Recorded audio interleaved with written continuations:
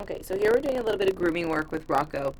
I have the brush flipped upside down, and I'm just kind of encouraging him to leave the brush alone. You'll see I am also doing light restraint here.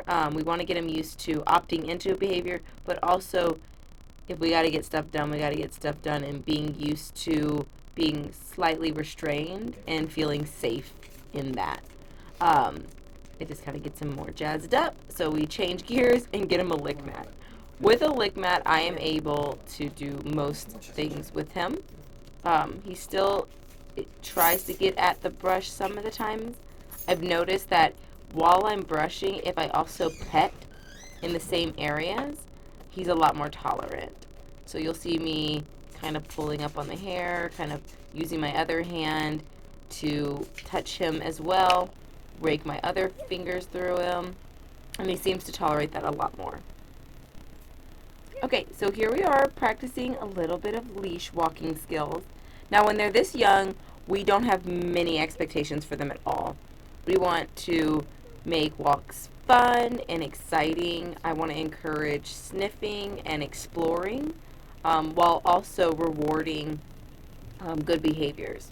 So, since he's very little, all we're doing here in my front yard is I'm treating him as he comes with me. So I'm making different movements here and there.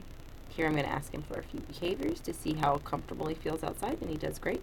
But with the leash walking, all I'm doing is I'm walking one direction, and when he follows, I treat him, and then I'll turn directions, and when he follows out of that turn, I treat him. So just rewarding being near me in my vicinity is going to get you good things. And then as we were outside, a fire truck and an ambulance came up. Their sirens weren't on loudly, so he was okay with them, but there are lots of flashing sounds. So we went over, and so I could make sure he saw them, because we were behind a car. And we kind of just did some happy little treats, some sits, just to see the fire trucks.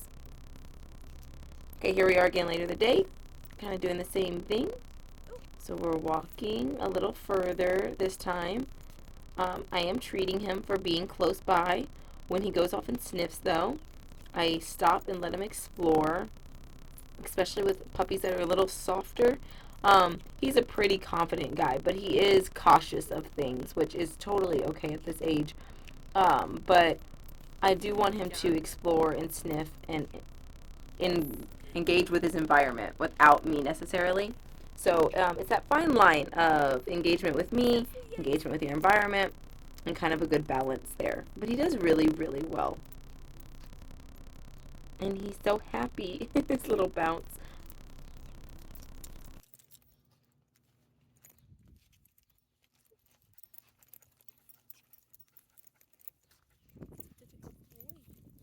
Let's go. Yes.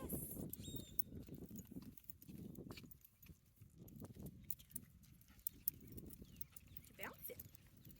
You're bouncing, huh? Are you bouncing? Good job. You're bouncing. You're bouncing, Rocco. You go sniffing. Let's go.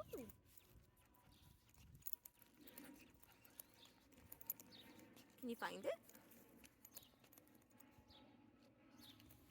What you doing? Find it.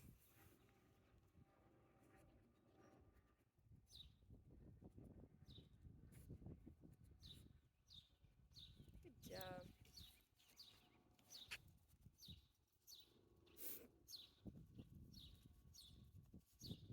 Let's go. Oh, good job. Yeah. Thank you. Thank you for coming with me. Yes.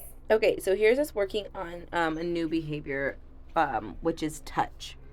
So touch is simply their nose making contact with my two fingers.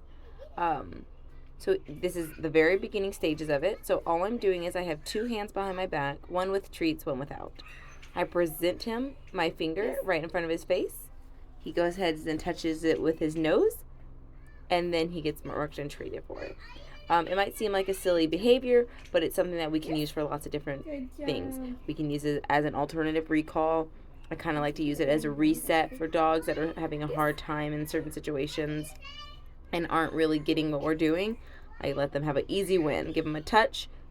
They pop their nose to my hand. They get treated, and they kind of sometimes get refocused. Like, okay, we're working. Here we are.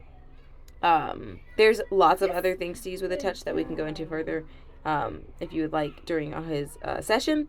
But he's doing really, really well. And like always with these puppies, all these new behaviors are going to be good for him, even if they're not used later on in life. That getting his brain working, getting him problem solving are always going to be good. So if you ever think that you're going to want to teach him something, but you're not sure if you're going to use it down the road, you'll never lose. All these things are going to be good for his little brain.